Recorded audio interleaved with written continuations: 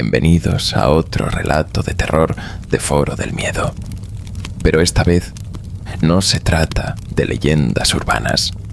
No hay cuentos de fantasmas, ni invocaciones demoníacas, ni espectros acechando en la oscuridad, porque el horror del que hablaremos hoy es real. Estos son crímenes verdaderos, contados desde la perspectiva de quienes los investigaron. Detectives privados que siguieron pistas, revisaron pruebas y miraron a los ojos de asesinos y criminales que creían haberlo hecho todo a la perfección. Casos que parecen sacados de una novela negra, pero que ocurrieron en la vida real. Historias de engaño, violencia, corrupción y muerte. Porque, aunque nos aterren los monstruos y los fantasmas, el verdadero horror es el que existe en el mundo real. Así que ponte cómodo, apaga las luces y recuerda, el mal no siempre se esconde en las sombras. A veces usa traje y corbata. A veces es tu amigo. Y a veces duerme en la habitación de al lado. Bienvenidos a la oscuridad. Comenzamos. Fui detective de homicidios en la policía de Nueva York durante poco más de 16 años. 16 años de miseria, de dolor, de muerte. Todos los días, sin descanso. Me gustaría decir que conseguir una condena para los asesinos a los que ponía a las esposas me daba alguna satisfacción, pero la verdad es que no. En mi primer año en el departamento atrapamos a un tipo que asesinó a 2 turistas solo para sacar unos billetes de sus carteras. ¿Su castigo? Un acuerdo de culpabilidad. 14 años en prisión. 14 años. Y cuando aún me quedaban un par de años en el cuerpo, lo vi salir por la puerta de la prisión como si nada. Libre. Listo para volver a las calles. Fue en ese momento cuando supe que ya no podía más. Como detective de homicidios, quieres sacar a los asesinos de las calles para siempre. Pero en realidad, lo único que haces es retrasar el ciclo de violencia por una década o 2. Nada cambia. Todo sigue igual. Sentía que no era más que un engranaje en una máquina rota. Una máquina diseñada para fallar. Un año antes de presentar mi renuncia, hablé con un viejo compañero, uno que había dejado el cuerpo para convertirse en investigador privado en Miami. Me dijo que fue la mejor decisión que había tomado en su vida, que ganaba 3 veces más dinero sin tener que ensuciarse las manos con el trabajo que hacía, que ser detective de homicidios fuera una pesadilla insoportable. Y lo mejor era que si tenías una buena reputación, si la gente sabía que habías sido policía, los trabajos te llegaban como una luz. Podías elegir los que quisieras, poner tu propio precio, vivir bien. Por aquel entonces, yo ya estaba divorciado. Mis hijos habían crecido y estaban en universidades en distintos puntos del país. Nada me ataba a Nueva York. Así que cuando llegó el momento, cumplí mi último periodo de servicio, empaqué mis cosas, compré un vuelo a Florida y dejé atrás la ciudad gris y sofocante para empezar una nueva vida en el estado del sol. Al principio, me encargaba de los trabajos que mi excompañero no podía aceptar. Cuando alguien lo llamaba y él no tenía tiempo, les daba el clásico: no puedo hacerlo, pero conozco a alguien. Ex policía, como yo. Diligente, confiable. Así fue como empecé. La mayoría de los casos eran seguros y demandas por responsabilidad personal. Si alguien presentaba un reclamo por lesiones, mi trabajo era seguirlos discretamente y ver si de verdad estaban lisiados, o si en su tiempo libre levantaban pesas en el gimnasio. Pero había otro tipo de trabajo, uno que nos mantenía realmente ocupados. Infidelidades, Esposas y esposos desesperados nos llamaban convencidos de que su pareja les estaba engañando. Nosotros nos encargábamos de seguir al sospechoso, registrar sus movimientos y descubrir la verdad.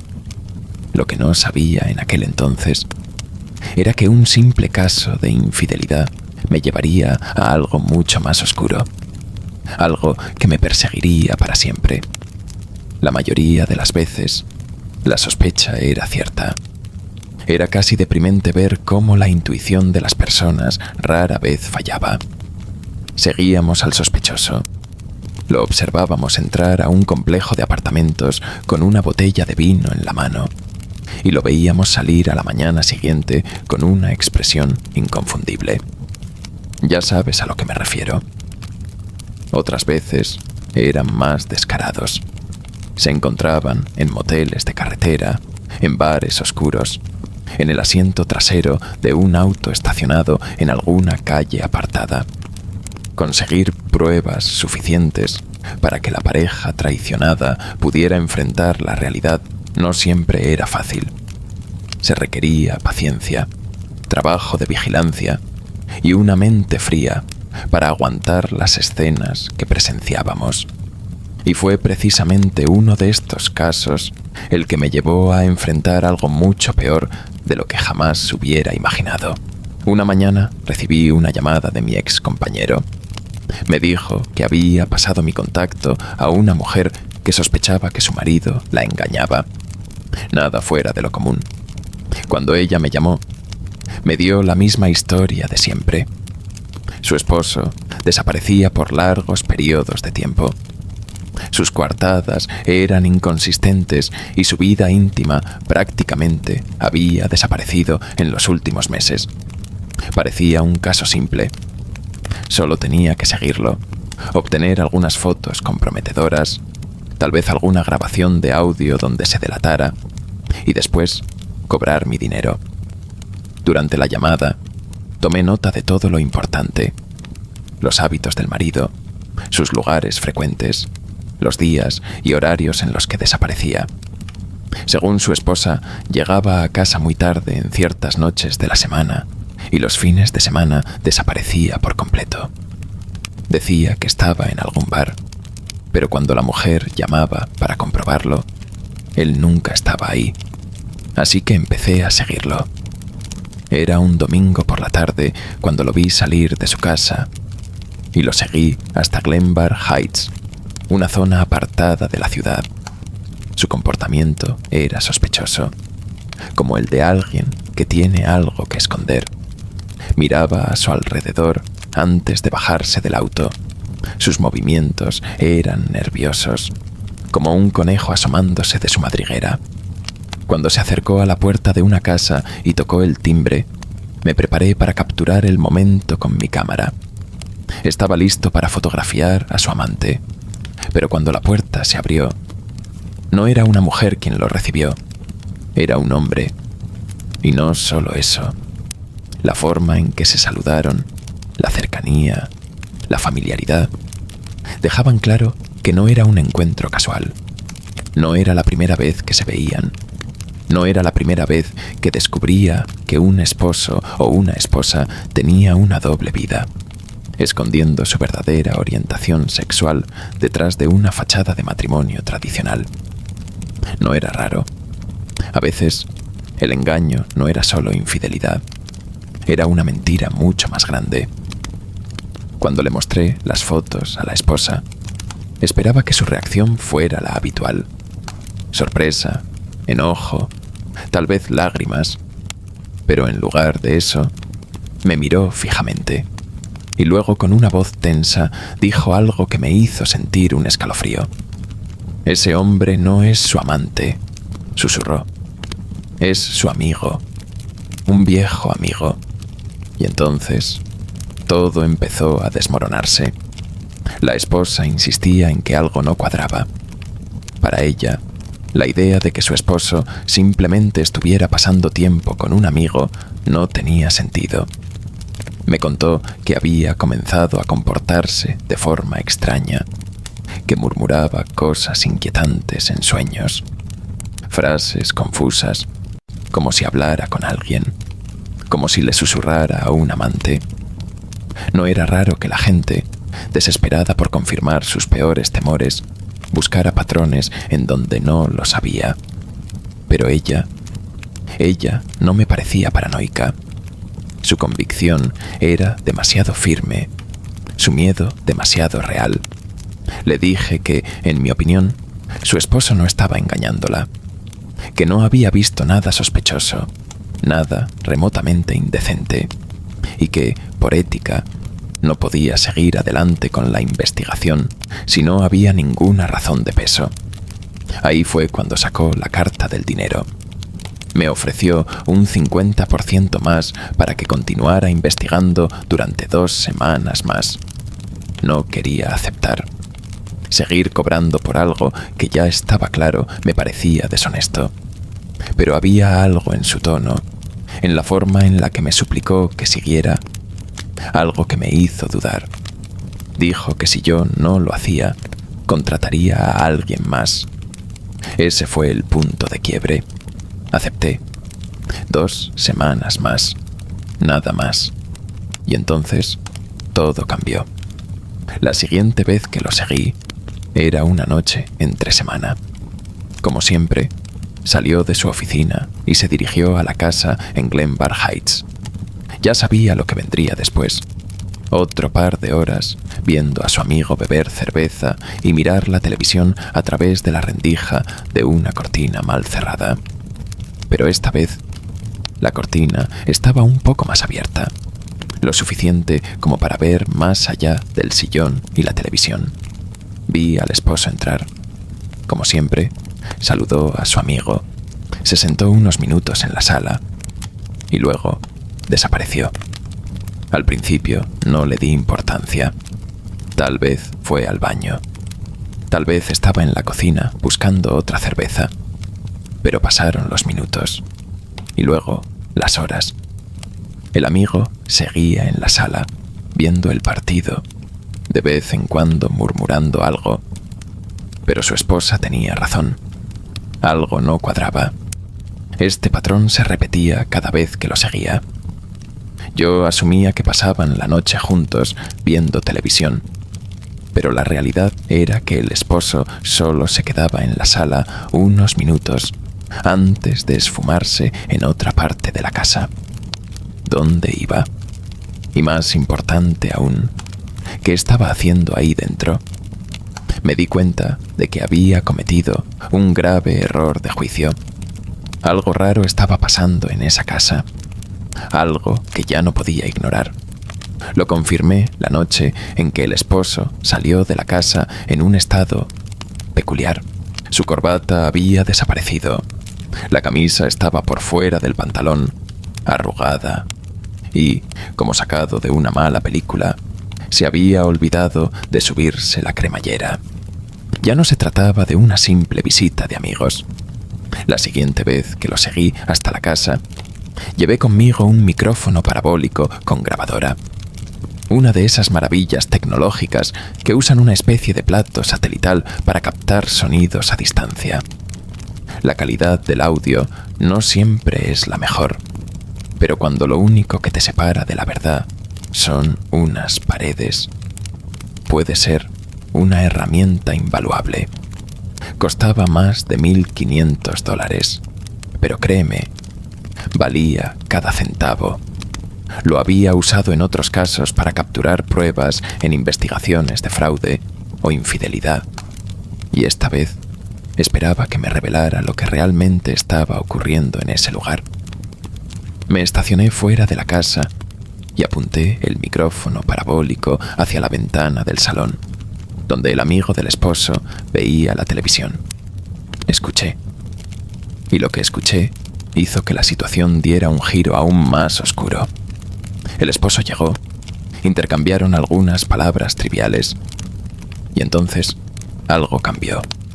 Hubo un intercambio de dinero, una cantidad considerable. El esposo le entregó un fajo de billetes a su amigo y, como siempre, desapareció en otra habitación. Horas después, reapareció. Su voz sonaba relajada, casi eufórica, como si estuviera flotando. Charlaron un poco más, y luego el esposo se marchó. Mi primera hipótesis fue que se trataba de drogas. Tal vez usaba la casa de su amigo para meterse heroína o algo por el estilo. Solo había una forma de confirmarlo: vigilar el lugar y ver quién más entraba y salía. Y efectivamente, la casa recibía visitantes a todas horas del día y la noche. Cada vez que llegaba alguien, había un intercambio de dinero antes de que el visitante desapareciera en otra parte de la casa, durante un periodo de tiempo indeterminado. Podía ser un punto de venta de droga, podía ser un burdel clandestino, o podía ser algo mucho peor. No podía saberlo con certeza, hasta que escuché una conversación que cambió por completo mi percepción de la situación. Uno de los visitantes habló con el dueño de la casa usando un lenguaje ambiguo, lleno de insinuaciones. Le mencionó que tenía un amigo que podría estar interesado en algo. El tono, la forma en la que lo dijo, no hablaban de drogas, no hablaban de encuentros casuales, hablaban de algo más, algo que no quería descubrir, algo que, sin embargo, ya había empezado a arrastrarme hacia el abismo. Sabía que estaba a punto de descubrir algo sórdido, algo repugnante, pero lo que encontré,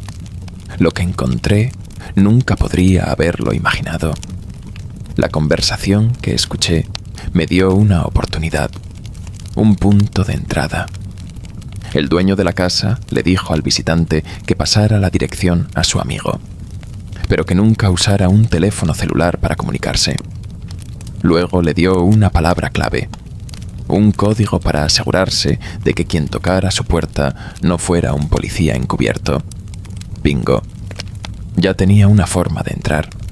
Esperé unas horas antes de hacer mi movimiento. No quería arriesgarme a aparecer demasiado pronto y levantar sospechas. Si lograba hacerme pasar por una referencia del visitante anterior, tal vez podría entrar en la casa y ver con mis propios ojos lo que estaba ocurriendo ahí dentro. Caminé hasta la puerta, toqué el timbre y con una calma ensayada solté la historia, que venía de parte del visitante anterior y que sabía la palabra clave. El dueño me miró fijamente, dudó. Por un segundo pensé que lo había arruinado, pero entonces me hizo pasar.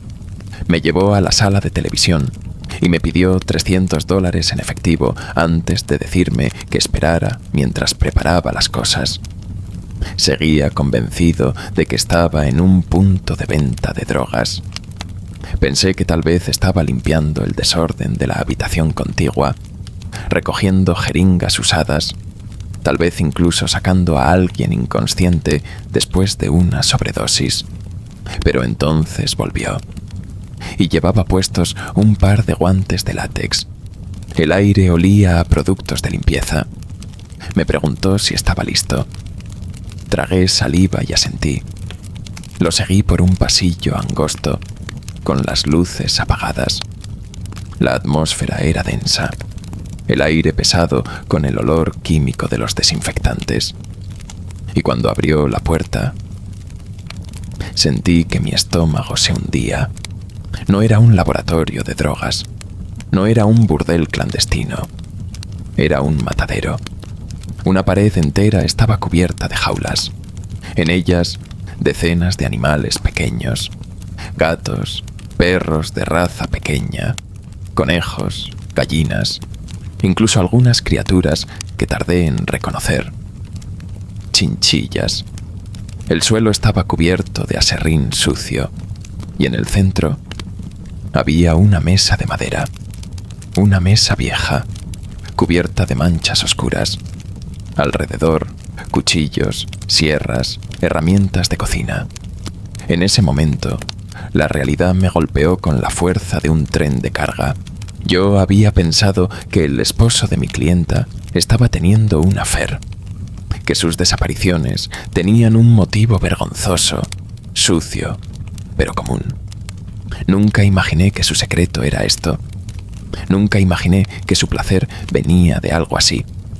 La esposa sospechaba de infidelidad y, en cierto modo, no estaba tan lejos de la verdad. Su marido no la estaba engañando con otra mujer. Su marido estaba pagando por el privilegio de matar. No sé qué fue peor, si la imagen del lugar en sí o la comprensión de lo que realmente sucedía en esa habitación. Sabía lo que tenía que hacer. Tomé fotografías de todo y salí de ahí tan rápido como pude. Llamé a la policía. El dueño de la casa fue arrestado por crueldad animal. Lamentablemente, en aquel entonces, la ley no consideraba esto un delito grave, así que no recibiría la condena que realmente merecía. Cuando le mostré las fotos a la esposa, solo le di una recomendación: vete, aléjate, huye. Le expliqué algo que muchos no quieren aceptar. Las personas que torturan y matan animales, tarde o temprano pasan a los humanos. Si se quedaba con él, era solo cuestión de tiempo antes de que ella se convirtiera en la próxima víctima. Bueno, hasta aquí la primera historia. Jodida, ¿no? A veces me pregunto cuántas personas llevan una doble vida sin que nadie lo note. ¿Cuántos tipos besan a sus esposas, llevan a sus hijos al colegio, se sientan en la mesa a cenar, mientras en su tiempo libre hacen cosas que harían vomitar al diablo? Pero en fin, pasemos a otra historia. Empecemos. La verdad es que hay casos que me han perseguido durante toda mi vida. Casos que, aunque cierre el expediente, siguen rondando mi mente cada vez que intento dormir.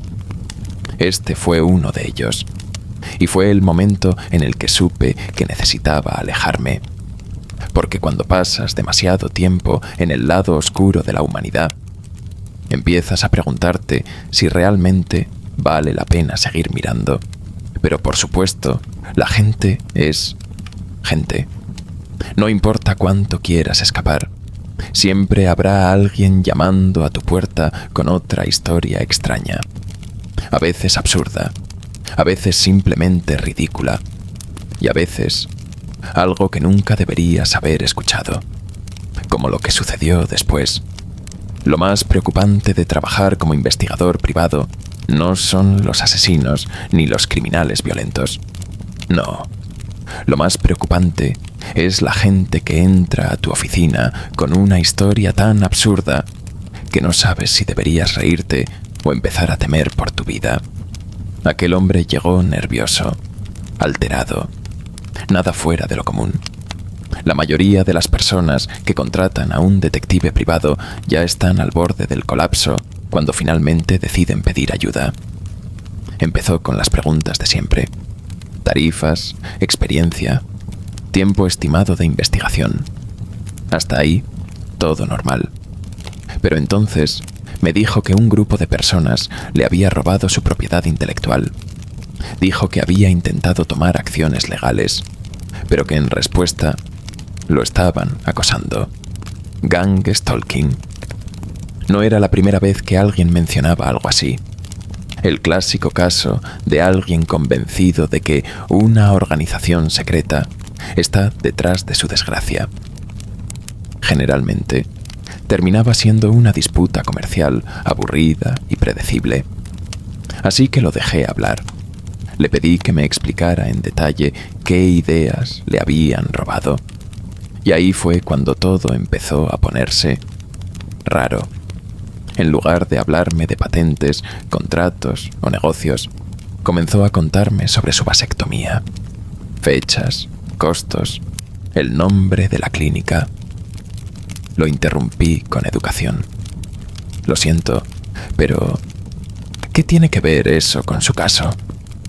El hombre se detuvo en seco. Sus ojos se entrecerraron. Me miró como si acabara de insultar a su madre. Respiró hondo. Y entonces, en un susurro conspirativo, me soltó algo que jamás habría esperado escuchar en mi vida. Dijo que había sido intervenido, que lo habían basureado, que mientras estaba bajo anestesia, el doctor le había implantado un dispositivo de escucha en sus testículos. No dije nada, pero supongo que mi cara lo dijo todo. Se puso a la defensiva de inmediato, asegurándome que no estaba loco, que tenía pruebas. Eso sí captó mi interés. Abrió su maletín y sacó lo que parecía ser una radiografía de su zona pélvica. Señaló con insistencia un pequeño punto blanco. Ahí está. Eso es. ¿Lo ve? Tomé la radiografía y la examiné. No soy médico, pero la imagen era legítima. Y ese pequeño punto blanco, bueno, definitivamente había algo ahí. Por primera vez en mi carrera, no supe qué pensar. Respiré hondo y opté por el camino más racional. Mire, no soy doctor. No puedo decirle con certeza qué es eso, pero las probabilidades de que sea un dispositivo de escucha son extremadamente bajas. Lo mejor que puede hacer es buscar una segunda opinión. Si es un tumor, podría ser algo grave, y estaría perdiendo tiempo valioso con todo esto. Esperaba que entrara en razón, pero no. Te pagaré cuando gane el juicio. Ahí estaba la trampa. En California, solo los abogados pueden trabajar con pago condicional al éxito del caso. Los investigadores privados tenemos que cobrar por adelantado, sin importar el resultado. Se lo expliqué. Le dije que si encontraba un abogado dispuesto a tomar el caso, yo trabajaría con él para reunir pruebas. Ahí fue cuando el hombre se quedó en silencio. Por primera vez desde que había entrado, se veía derrotado. Su expresión cambió. Bajó un poco la cabeza, pero me miraba de reojo, como si me estuviera analizando, como si estuviera decidiendo algo. Y entonces, la conversación tomó un giro aún más extraño. Me incliné un poco en mi silla, notando la tensión en su cuerpo. Algo había cambiado en el aire. ¿Pasa algo?, pregunté con cautela. Lo que me dijo a continuación, jamás lo olvidaré. He cometido un gran error viniendo aquí, ¿verdad? Su voz había cambiado por completo. Era monótona, carente de emoción, como si en cuestión de segundos se hubiera convertido en un robot. Intenté suavizar la situación, diciéndole con calma que simplemente creía que necesitaba una segunda opinión médica. Pero antes de que pudiera terminar la frase, me interrumpió con algo que hizo que se me helara la sangre. Tú eres uno de ellos, ¿verdad? De inmediato, mi instinto se activó. Cuando trabajaba en el departamento de policía, la disposición de la sala de interrogatorios siempre ponía al detective más cerca de la puerta. Eso tenía dos propósitos: evitar que un sospechoso intentara escapar y, si se ponía violento, dar al oficial la mejor oportunidad de salir con vida. Por primera vez desde que me convertí en investigador privado, lamenté no haber organizado mi oficina de la misma manera. Lo miré con cautela. Negué con la cabeza. No sé de qué hablas, respondí con voz firme, pero no importaba lo que dijera. El tipo no me creía. Su mirada se volvió más agresiva. Empezó a llamarme infiltrado, un agente encubierto de la conspiración, y con cada palabra, su tono se volvía más y más hostil. Mi corazón empezó a latir con fuerza. Sabía lo que iba a pasar antes de que siquiera se levantara de la silla. Maldecí en silencio no haber recibido aún mi permiso de porte de armas, porque ese tipo estaba a punto de atacarme, y lo hizo. Se puso de pie de un salto, y de repente parecía mucho más grande de lo que había parecido al entrar. Puso un pie sobre mi escritorio, se subió encima, y antes de que pudiera reaccionar, se lanzó sobre mí. Caí de espaldas. En segundos tenía su brazo alrededor de mi cuello, apretando con fuerza. Si no hubiera hecho tanto ruido al atacarme, probablemente hoy estaría bajo tierra. Tuve suerte. Mi secretaria escuchó el escándalo y alertó a otro investigador privado que estaba en la oficina. En cuestión de segundos, el tipo estaba convulsionando en el suelo. El otro detective le había disparado con una pistola Taser. La corriente eléctrica me alcanzó un poco porque todavía tenía su brazo alrededor de mi cuello, pero no me quejé. Prefería un shock eléctrico a terminar muerto.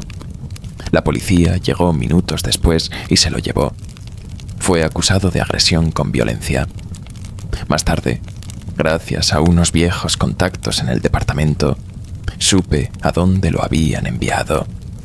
A Dara State Hospital, un hospital psiquiátrico de máxima seguridad para criminales peligrosos con enfermedades mentales. Y no me malinterpreten. Siento lástima por él. No puedo imaginar lo que debe ser vivir con una mente que te juega esas trampas, que convierte el mundo en un lugar lleno de enemigos invisibles.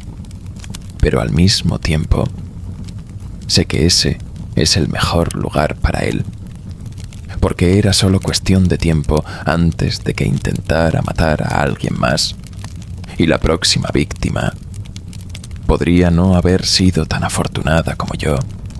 Bueno, hasta aquí la segunda historia, y esta vez sin sangre ni habitaciones de matanza, pero no por eso menos perturbadora. Pero bueno, dejemos la paranoia por un momento y pasemos a otra historia. Porque si creías que el terror solo se esconde en mentes trastornadas y rincones oscuros, es hora de hablar de un caso que estremeció a todo el mundo. Una historia que, hasta el día de hoy, sigue envuelta en misterio. Hablemos de Madeleine McCann. El 3 de mayo de 2007, una niña de 3 años desapareció de su cama en un apartamento vacacional en el Algarve, Portugal. Su nombre era Madeleine McCann, o Maddie, como la conocían en su entorno y como los medios la inmortalizarían en los años siguientes. Sus padres, Kate y Harry McCann, estaban de vacaciones con ella y sus hermanos menores, unos gemelos.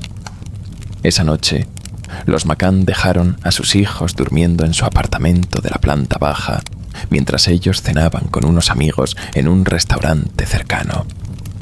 La distancia entre la mesa en la que estaban y la habitación de los niños era de apenas 55 metros, lo suficiente como para que pudieran turnarse para revisar a los pequeños de vez en cuando. Pero a las 10 de la noche, cuando Kate McCann fue a mirar cómo estaban, Maddie ya no estaba. La ventana estaba abierta, la cama vacía. La niña había desaparecido sin dejar rastro. A partir de ese momento, el caso de Madeleine McCann se convirtió en el caso de desaparición infantil más mediático de la historia moderna.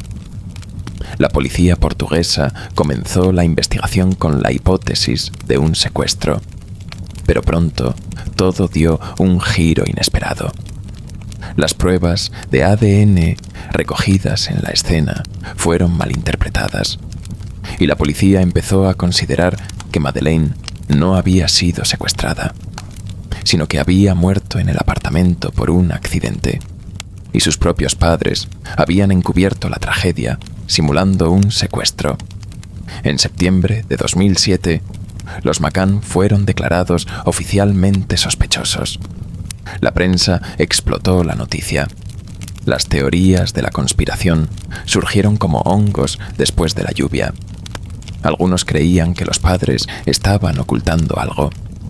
Otros estaban convencidos de que la niña había sido raptada por una red de tráfico infantil.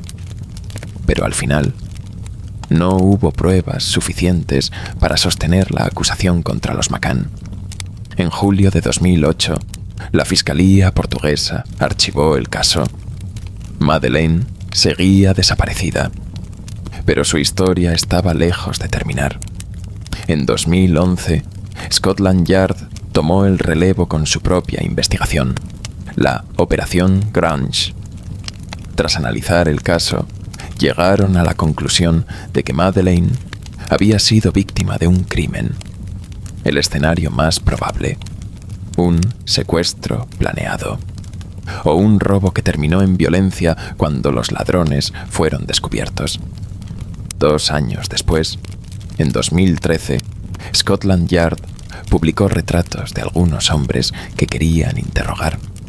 Entre ellos, un testigo afirmó haber visto a un hombre cargando a una niña en dirección a la playa la misma noche en que Madeleine desapareció. Ese mismo año, la policía portuguesa reabrió su propia investigación. El caso se reactivó. Más sospechosos, más preguntas, pero ninguna respuesta. En 2015, la Operación Grange se redujo, dejando el control a las autoridades portuguesas. Pero algunos detectives británicos siguieron adelante, investigando cualquier pista que valiera la pena. Porque si algo estaba claro, es que Madeleine McCann no se había desvanecido en el aire. Alguien, en algún lugar, sabía la verdad. Y mientras los policías intentaban desentrañar el misterio, sus padres tomaron un camino diferente. No iban a quedarse de brazos cruzados esperando respuestas. Así que contrataron su propio equipo de investigadores privados. El equipo de investigadores privados que contrataron los McCann, conocido como Oakley International, era una empresa con sede en Washington, D.C. Les pagaron más de $500,000 con la esperanza de que encontraran pistas que la policía había pasado por alto. Pero entonces, algo salió mal. Su director, Kevin Halligan, fue acusado de malversar fondos destinados a la investigación de Madeleine. Se decía que usó el dinero para financiar un estilo de vida lujoso, viajando y gastando en placeres personales en lugar de usarlo para encontrar a la niña. Halligan negó todas las acusaciones. Insistió en que el dinero había sido utilizado correctamente, pero su historial no ayudaba a su causa. En 2012, fue extraditado a Estados Unidos por un fraude millonario que no tenía nada que ver con el caso de Madeleine. Se declaró culpable y fue sentenciado a 41 meses de prisión. Sin embargo, como ya había pasado tiempo tras las rejas antes del juicio, fue deportado a Reino Unido sin cumplir una condena real. Pero Halligan había acumulado demasiados enemigos. Si realmente estafó a la familia McCann y se aprovechó del caso para su propio beneficio, enfureció a demasiada gente en el proceso. Y entonces murió. En enero de 2018, Halligan fue encontrado muerto en su casa en Guildford, Surrey.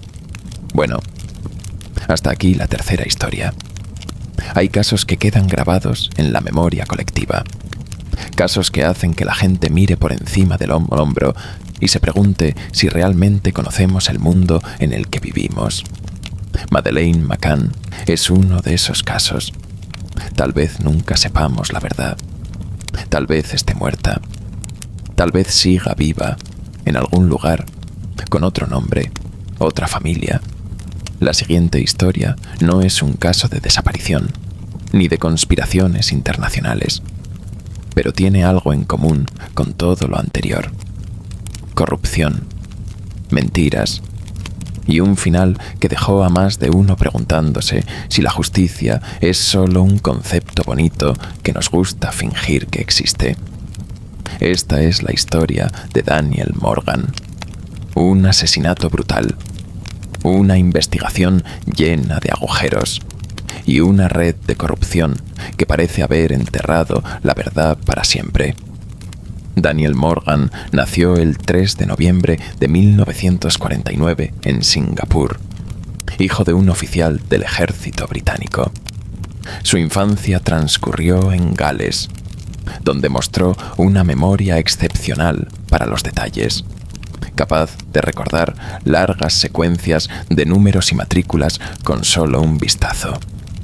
Esa habilidad lo llevó a dejar atrás su formación en agricultura y adentrarse en un mundo donde la información lo era todo.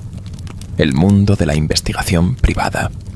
En Londres, fundó su propia agencia, Southern Investigations, con sede en Thornton Heath. Y ahí es donde todo empezó a torcerse. A principios de 1987, Daniel Morgan se metió en algo mucho más grande de lo que podía manejar. Un cliente lo contrató para investigar un caso de corrupción policial dentro de la Metropolitan Police de Londres. Y lo que descubrió lo puso en la mira de gente muy peligrosa. Uno de sus principales informantes era el detective Alan Holmes, un policía desencantado con la corrupción de sus compañeros. Daniel también trabajaba con el detective Sid Fillery, quien aparentemente filtraba información desde dentro de la fuerza. Para marzo de 1987, Morgan había reunido una enorme cantidad de archivos sobre corrupción policial. Estaba cerca, muy cerca, de conectar los puntos y exponerlo todo. Lo que no sabía era que ya habían decidido que nunca llegaría a hacerlo. El 10 de marzo de 1987, Daniel Morgan salió del trabajo y fue al pub Golden Lion en Sydenham. Allí se reunió con su socio, Jonathan Rees, otro investigador privado con amplios contactos dentro de la policía. Hablaron, tomaron notas, compartieron información. Pero cuando Daniel salió del pub y se dirigió a su coche, un hombre se le acercó. Le exigió su reloj de lujo. Daniel, sabiendo que resistirse sería una mala idea, se lo entregó sin luchar. Pero cuando se dio la vuelta para subirse a su coche, el asesino sacó un hacha y le hundió la hoja en la parte trasera del cráneo. Murió en el acto. El caso parecía un simple robo que salió mal. Pero cuando los investigadores llegaron a la escena, las inconsistencias comenzaron a acumularse. El asesino se llevó el reloj de Daniel, pero dejó su billetera, y en su bolsillo había una gran cantidad de dinero en efectivo. No parecía un robo, parecía una ejecución. Y luego vino la pista más reveladora. Los pantalones de Daniel habían sido rasgados. Su libreta de notas, la misma donde registraba todos los detalles sobre la corrupción policial, había desaparecido. Esto ya no era un robo. Esto era un silenciamiento. La policía arrestó a 6 sospechosos un mes después, en abril de 1987.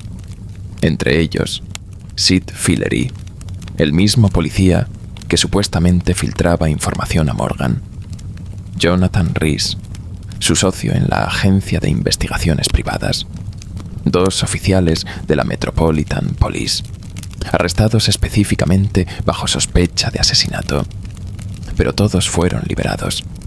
Falta de pruebas, caso archivado. Y luego, Alan Holmes, el detective que colaboraba con Morgan, fue encontrado muerto en circunstancias sospechosas. La versión oficial, suicidio. Pero el forense descubrió lesiones en su cuerpo que parecían más signos de pelea que un acto de desesperación. Alguien se estaba asegurando de borrar todas las pruebas. En abril de 1988, una investigación reveló que Jonathan Rees había estado amenazando a Daniel Morgan antes de su muerte. Según testigos, Rees le dijo a su contador que la policía estaba planeando asesinar a Morgan, o que ya había arreglado su muerte con sus contactos en el bajo mundo. Y después del asesinato, ¿quién reemplazó a Morgan en Southern Investigations? Exacto, Sid Fillery, el policía que había filtrado información, el mismo que fue arrestado en relación con el asesinato. se retiró de la policía por razones médicas y tomó el puesto de Morgan como si nada hubiera pasado. A lo largo de los años, surgieron múltiples investigaciones para reabrir el caso, pero cada intento fue bloqueado. A finales de los 90, el gobierno británico comenzó a investigar más a fondo la corrupción dentro de la Metropolitan Police, y cada vez más pruebas apuntaban a que Morgan había sido asesinado por encargo, pero nadie fue condenado. Los pocos intentos de llevar a juicio a Jonathan Rees fracasaron por falta de pruebas concluyentes. Incluso cuando en el año 2000 fue condenado por intentar plantar cocaína en la casa de una mujer inocente para manipular una batalla por la custodia de su hijo. Incluso cuando múltiples grabaciones obtenidas en investigaciones secretas vincularon a oficiales de policía con el asesinato de Morgan. Los jueces siempre decían lo mismo: no es suficiente para un juicio justo. Una década después, en 2009, la policía intentó una última vez cerrar el caso. El detective David Cook fue puesto al frente de una nueva investigación secreta. Cook describió el caso como uno de los peores secretos a voces de Londres.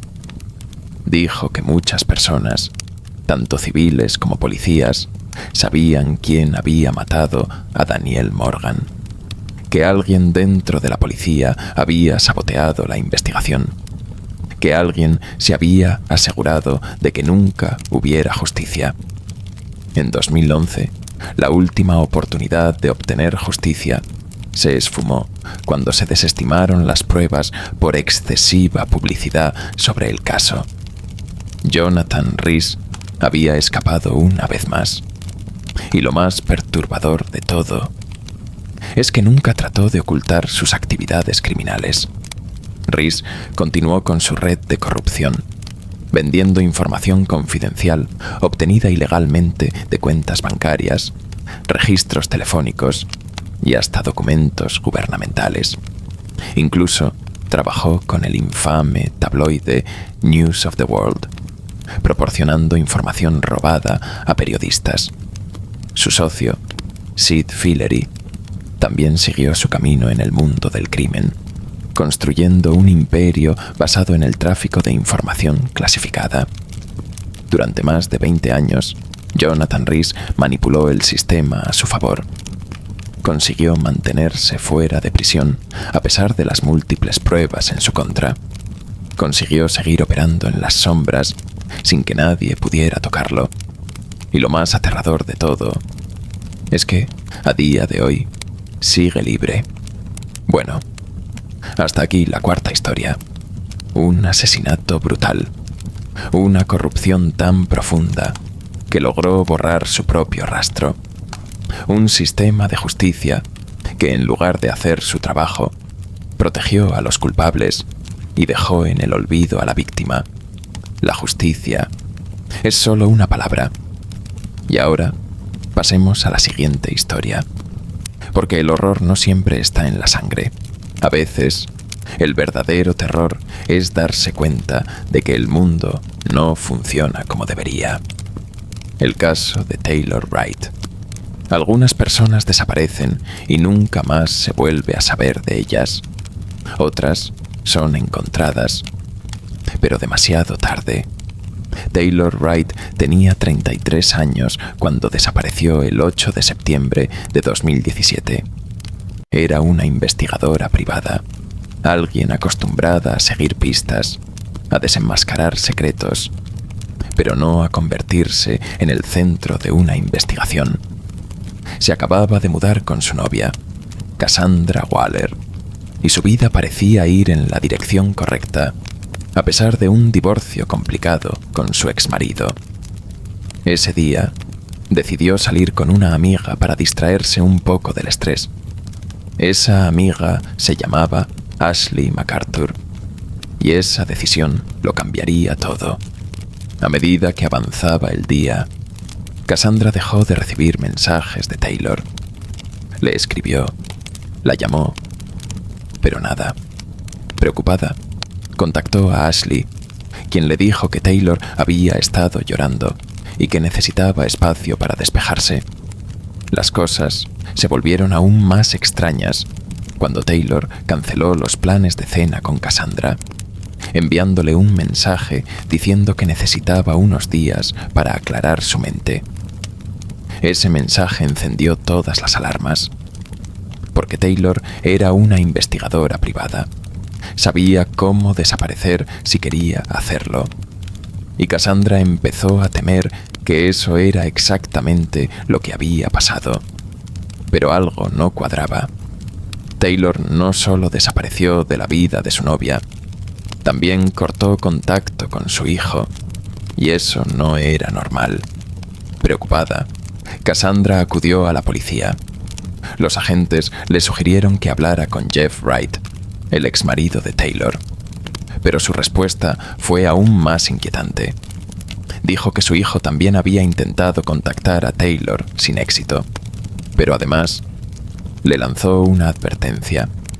Le dijo que si Taylor descubría que había involucrado a la policía, se enfadaría mucho. Le dijo que tuviera cuidado.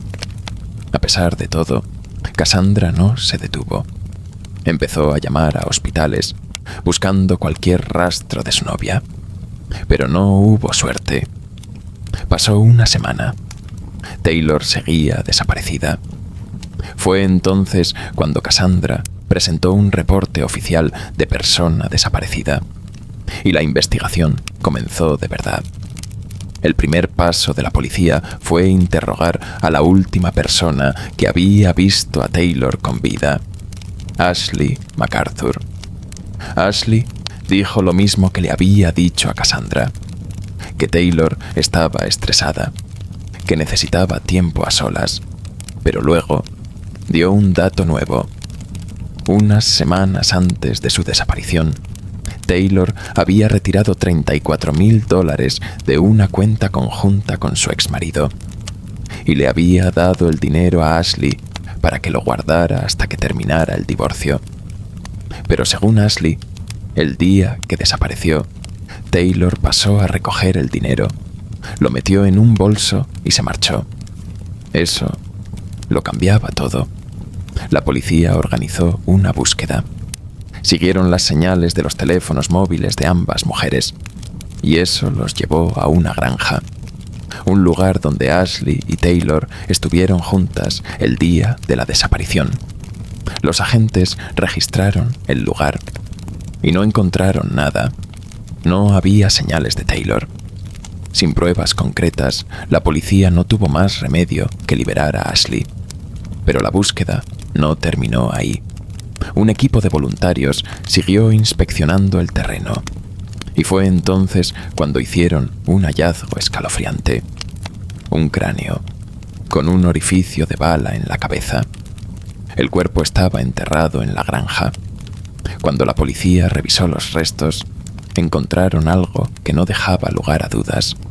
Un collar, el mismo que Taylor llevaba en una de sus últimas fotos. La confirmación oficial llegó días después. Los registros dentales confirmaron lo que ya era evidente. Taylor Wright estaba muerta. Y entonces, la policía hizo lo inevitable.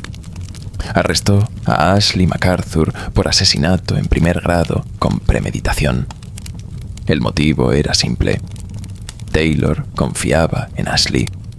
Le había dado $34,000 y en lugar de devolverlos, Ashley decidió que matarla era más fácil. Por un puñado de billetes. No fue un crimen de venganza. No hubo una pelea. No hubo odio ni pasiones ocultas. Solo codicia. Ashley MacArthur mató a Taylor Wright por dinero. Y lo más perturbador de todo es lo insignificante que era esa cantidad. Para algunos, $34,000 pueden parecer mucho dinero.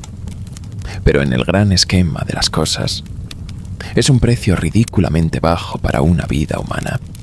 Y sin embargo, hay gente capaz de matar por mucho menos. Es fácil imaginar a los asesinos como monstruos, como depredadores que disfrutan del sufrimiento ajeno. Pero la realidad es más aterradora. La mayoría de los asesinatos no ocurren por placer. Ocurren porque alguien toma una decisión fría, racional.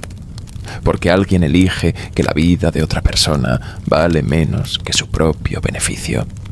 Y esa es una verdad que puede quitarte el sueño. Y así, amigos, hemos llegado al final. 5 historias, 5 crímenes que de una forma u otra muestran lo peor del ser humano. Nos gusta pensar que los malos siempre pagan por lo que hicieron, que al final la justicia se impone. Pero la realidad es mucho más cruel. A veces, el asesino nunca pisa la cárcel. A veces, el culpable sigue viviendo su vida como si nada hubiera pasado. Y a veces, el mal triunfa.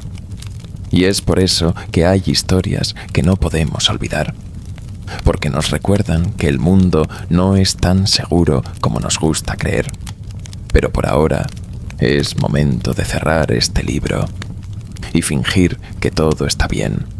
Hasta la próxima. Se despide vuestro amigo y vecino, el narrador.